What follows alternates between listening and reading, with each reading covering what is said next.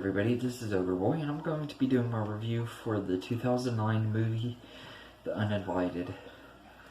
The movie is directed by the Guard brothers and written by Craig Rosenberg, Doug Miro, and Carlo Bernard, and this movie follows Anna, a young woman who had been spending some time in a psychiatric hospital and everything after she tried committing suicide after her mom's death. When she returns home with her dad, he's got a new girlfriend, and she doesn't like this new girlfriend. Her sister doesn't either, and everything. And throughout the movie, they're trying to figure out why she's so weird and everything. They think that she might have actually murdered her mom and everything. So pretty much the whole movie she's trying to find evidence to prove that this person is someone else that she had read about in an article named Mildred Kemp and everything. And then it has a big twist at the ending. I don't really want to spoil it in case there's people that haven't seen this movie, because I know that this movie wasn't like a really big hit or anything.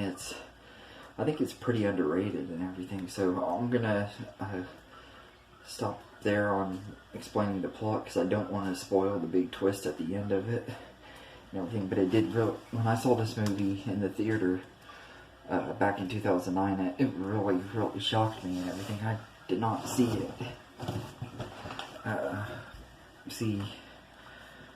that ending coming and everything, so I was really surprised with that. But I absolutely love The Uninvited, or everything. I don't enjoy it quite as much as I did when I was younger, when it first came out. Because I mean, after you see it the first time and you know the twist, it does kind of take away from the movie and everything. But also like how on rewatch I start noticing things that I didn't notice in the first time, like things that kind of hint around about what was going to happen towards the end and everything.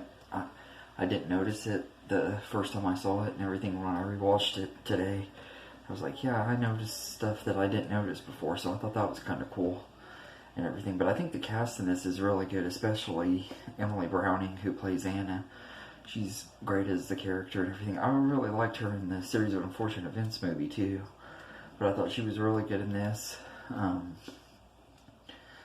Ariel Kebbel plays her sister Alex, and I think she does a good job too. She was one of the actresses back in the mid to late 2000s that I like seeing her a lot. She was in movies that I liked a lot as a teenager, like John Tucker Must Die and American Pie Band Camp. I loved both of those as a teenager, and this one. So she was one of my favorite actresses as a teenager. I haven't really seen her much here in recent years, though. I think the last movie I saw her in was maybe one of the 50 Shades of movies, and I don't really like those. But anyway, I'm getting off track here, sorry. But I think she was great as Alex. Elizabeth Banks plays Rachel, and I thought she was great in this movie. I love how she portrays this character and everything. And when you see the movie, you'll kind of understand what I mean, because like I said, I'm not wanting to spoil it, so there's some different sides to this character and everything. When you see it, you'll know what I mean, or if you have seen it. And David Strathairn plays Stephen, who is Anna and Alex's dad. I actually really like him. He's one of those character actors that I really like. I never really give him the credit he deserves, but I thought he was really good in this, although he's not in it a lot. He's kind of a supporting role, and he pops up every now and then throughout the movie, but I liked him a lot too. And Jesse Moss plays Matt, who is Anna's boyfriend, and he's good too. He has an important part in this movie that, once again, I don't want to really talk about, because I'm trying to keep it spoiler free, because I know I do have some friends that haven't seen this movie before. But I don't think this movie is as creepy as I did when I was a teenager. I used to think this movie was creepy as hell, but now I watch it and I'm like, why did I think this was so creepy? It's pretty much the exact same thing as any movie that comes out nowadays that relies heavily on jump scares, which I guess being in a movie theater, the jump scares are more effective, especially when you're the only one in the room, like I was. And it has like the ghost stuff that you see, the creepy ghost imagery like you see in The Ring and The Grudge and stuff that wasn't even really anything new at that time. For some reason it still affected me. Maybe it was just because in the movie theater things are just different and everything. I was the only one in the room, so maybe that's why it affected me so much and everything. Because this time I was like, this really was not that scary and everything.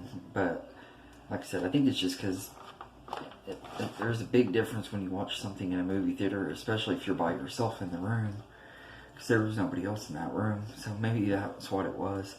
But I do still enjoy this movie for the most part, though. I think it's worth watching for the cast and everything. I do think that it should have gotten an R rating and everything, and it would have been a lot better and everything, because I know this is based on like a Korean movie and everything. I haven't seen all of the Korean version, which I think is called A Tale of Two Sisters or something like that, but I've seen part of it, and I think it would have benefited a lot better from an R rating if they would have adapted it a lot closer and everything. But I haven't seen all of the movie though, unfortunately, because when I checked it out at the library, it didn't work all the way through, so I only got to see part of it. But anyway, cinematography in this is pretty good, and the score by Christopher Young is pretty good.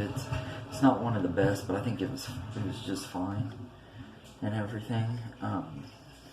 But I'd give The Uninvited a 7.5 out of 10, because like I said, when I saw this movie the first time, I probably would have gave it an 8 or 9, but after rewatching it, after you know what happens in it, it does take away from the movie and everything, and it's not as fun on rewatch if you know what happens in it and everything. So that's one of the reasons why I do still like it a lot, but it's not one that I like rewatching very often. I watch it maybe every 4 or 5 years, not very often.